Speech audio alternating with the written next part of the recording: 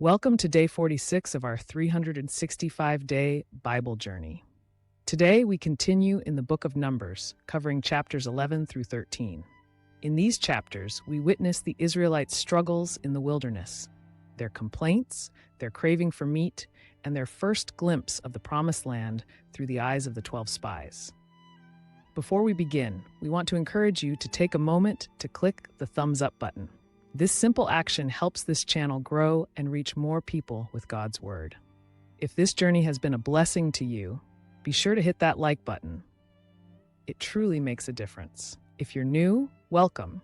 You can start with today's reading or catch up with previous readings using the Bible Plan download and playlist link in the description. Tomorrow, we'll continue with Numbers chapters 14 through 16, where we'll see the Israelites' reaction to the spies' report and the consequences of their unbelief. Now let's prepare our hearts and dive into today's reading. Numbers chapter 11. Now when the people complained, it displeased the Lord, for the Lord heard it, and his anger was aroused. So the fire of the Lord burned among them and consumed some in the outskirts of the camp. Then the people cried out to Moses, and when Moses prayed to the Lord, the fire was quenched. So he called the name of the place Taberah, because the fire of the Lord had burned among them. Now the mixed multitude who were among them yielded to intense craving. So the children of Israel also wept again and said, "Who will give us meat to eat? We remember the fish which we ate freely in Egypt, the cucumbers, the melons, the leeks, the onions, and the garlic. But now our whole being is dried up. There is nothing at all except this manna before our eyes." Now the manna was like coriander seed, and its color like the color of bdellium. The people went about and gathered it, ground it on millstones or beat it in the mortar, cooked it in pans, and made cakes of it, and its taste was like the taste of pastry prepared with oil. And when the dew fell on the camp in the night, the manna fell on it. Then Moses heard the people weeping throughout their families, everyone at the door of his tent. And the anger of the Lord was greatly aroused. Moses also was displeased. So Moses said to the Lord, "Why have you afflicted your servant? And why have I not found favor in your sight, that you have laid the burden of all these people on me? Did I conceive all these people? Did I beget them, that you should say to me, 'Carry them in your bosom, as a guardian carries a nursing child, to the land which you swore to their fathers?' Where am I to get meat to give to all these people? For they weep all over me, saying, 'Give us meat that we may eat.' I am not able to bear all these people alone, because the burden is too heavy for me. If you treat me like this, please kill me here and now, if I have found favor in your sight, and do not let me see my wretchedness." So the Lord said to Moses, "Gather to me 70 men of the elders of Israel, whom you know to be the elders of the people and officers over them. Bring them to the tabernacle of meeting, that they may stand there with you. Then I will come down and talk with you there. I will take of the Spirit that is upon you and will put the same upon them, and they shall bear the burden of the people with you, that you may not bear it yourself alone. Then you shall say to the people, 'Consecrate yourselves for tomorrow, and you shall eat meat, for you have wept in the hearing of the Lord, saying, Who will give us meat to eat? For it was well with us in Egypt. Therefore the Lord will give you meat, and you shall eat. You shall eat, not 1 day, nor 2 days, nor 5 days, nor 10 days, nor 20 days, but for a whole month, until it comes out of your nostrils and becomes loathsome to you, because you have despised the Lord who is among you, and have wept before him, saying, Why did we ever come up out of Egypt?' And Moses said, 'The people whom I am among are 600,000 men on foot. Yet you have said, I will give them meat, that they may eat for a whole month. Shall flocks and herds be slaughtered for them, to provide enough for them? Or shall all the fish of the sea be gathered together for them, to provide enough for them?' And the Lord said to Moses, 'Has the Lord's arm been shortened? Now you shall see whether what I say will happen to you or not.' So Moses went out and told the people the words of the Lord, and he gathered the 70 men of the elders of the people and placed them around the tabernacle. Then the Lord came down in the cloud and spoke to him, and took of the Spirit that was upon him, and placed the same upon the 70 elders. And it happened, when the Spirit rested upon them, that they prophesied, although they never did so again. But 2 men had remained in the camp.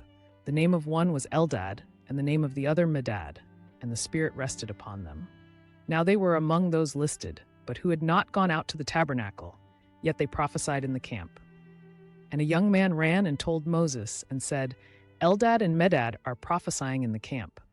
So Joshua the son of Nun, Moses' assistant, one of his choice men, answered and said, Moses, my lord, forbid them.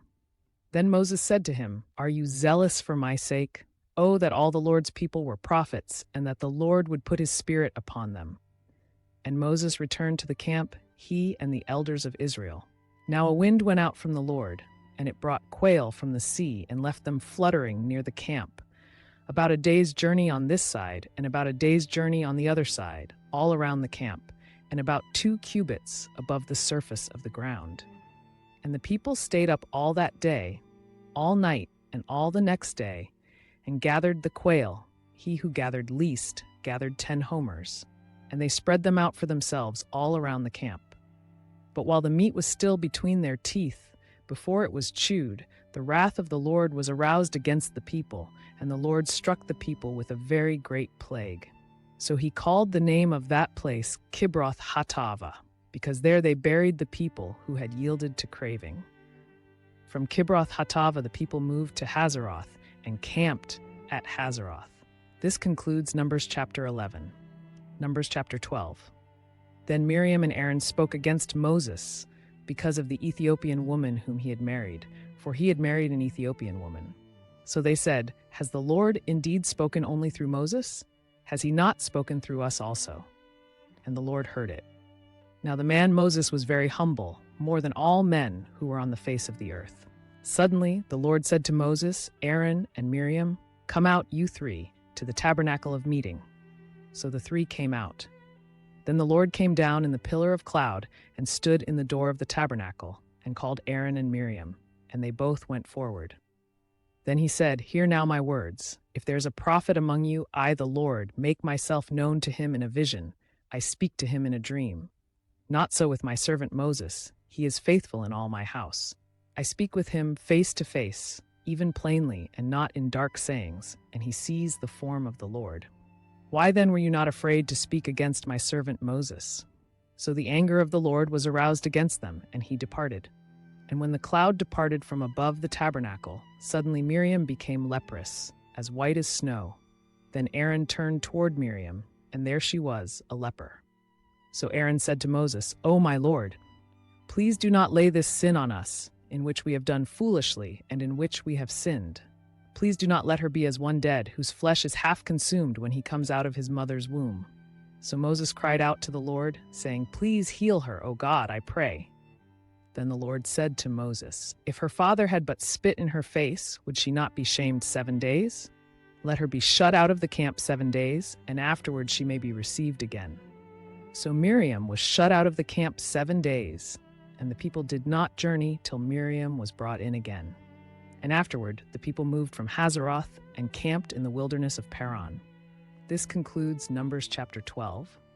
Numbers chapter 13. And the Lord spoke to Moses, saying, Send men to spy out the land of Canaan, which I am giving to the children of Israel. From each tribe of their fathers you shall send a man, every one a leader among them. So Moses sent them from the wilderness of Paran, according to the command of the Lord, all of them men who were heads of the children of Israel. Now these were their names. From the tribe of Reuben, Shemua the son of Zachar. From the tribe of Simeon, Shaphat the son of Hori. From the tribe of Judah, Caleb the son of Jephunneh. From the tribe of Issachar, Igal the son of Joseph. From the tribe of Ephraim, Hoshea the son of Nun. From the tribe of Benjamin, Palti the son of Raphu. From the tribe of Zebulun, Gadiel the son of Sodi. From the tribe of Joseph, that is, from the tribe of Manasseh, Gadi the son of Susi. From the tribe of Dan, Amiel the son of Jamali. From the tribe of Asher, Sethur the son of Michael. From the tribe of Naphtali, Nabi the son of Vopsi. From the tribe of Gad, Jael the son of Mashi. These are the names of the men whom Moses sent to spy out the land. And Moses called Hoshea the son of Nun, Joshua. Then Moses sent them to spy out the land of Canaan, and said to them, Go up this way into the south, and go up to the mountains, and see what the land is like, whether the people who dwell in it are strong or weak, few or many, whether the land they dwell in is good or bad, whether the cities they inhabit are like camps or strongholds, whether the land is rich or poor, and whether there are forests there or not. Be of good courage, and bring some of the fruit of the land." Now the time was the season of the first ripe grapes. So they went up and spied out the land from the wilderness of Zin as far as Rehob, near the entrance of Hamath. And they went up through the south and came to Hebron. Ahiman, Sheshai, and Talmai, the descendants of Anak, were there. Now Hebron was built 7 years before Zoan in Egypt. Then they came to the valley of Eshcol, and there cut down a branch with one cluster of grapes. They carried it between two of them on a pole. They also brought some of the pomegranates and figs. The place was called the Valley of Eshcol because of the cluster which the men of Israel cut down there. And they returned from spying out the land after 40 days. Now they departed and came back to Moses and Aaron and all the congregation of the children of Israel in the wilderness of Paran at Kadesh. They brought back word to them and to all the congregation and showed them the fruit of the land. Then they told him and said, "We went to the land where you sent us. It truly flows with milk and honey, and this is its fruit. Nevertheless, the people who dwell in the land are strong. The cities are fortified and very large. Moreover, we saw the descendants of Anak there. The Amalekites dwell in the land of the south. The Hittites, the Jebusites, and the Amorites dwell in the mountains, and the Canaanites dwell by the sea and along the banks of the Jordan." Then Caleb quieted the people before Moses and said, "Let us go up at once and take possession, for we are well able to overcome it." But the men who had gone up with him said, "We are not able to go up against the people, for they are stronger than we." And they gave the children of Israel a bad report of the land which they had spied out, saying, "The land through which we have gone as spies is a land that devours its inhabitants, and all the people whom we saw in it are men of great stature. There we saw the giants, the descendants of Anak came from the giants, and we were like grasshoppers in our own sight, and so we were in their sight." This concludes Numbers chapter 13.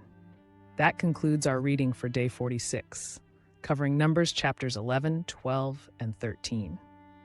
Today we witnessed the Israelites' complaints in the wilderness, Miriam and Aaron's challenge to Moses, and the spies' report on the Promised Land, where faith and fear collided. As you reflect on today's reading, consider this question of the day. Why do you think fear prevented most of the Israelites from trusting God's promise? Share your thoughts in the comments. We'd love to hear your insights. If you've been journeying with us daily, keep going strong. And if you're just joining, you can always catch up using the Bible Plan download and playlist link in the description. Tomorrow, we continue with Numbers chapters 14, 15, and 16, where we'll see the consequences of Israel's rebellion and how God's justice and mercy unfold. Be sure to like, share, and subscribe so you never miss a day of this incredible journey through Scripture. See you tomorrow. May the Lord bless you and keep you. Until next time.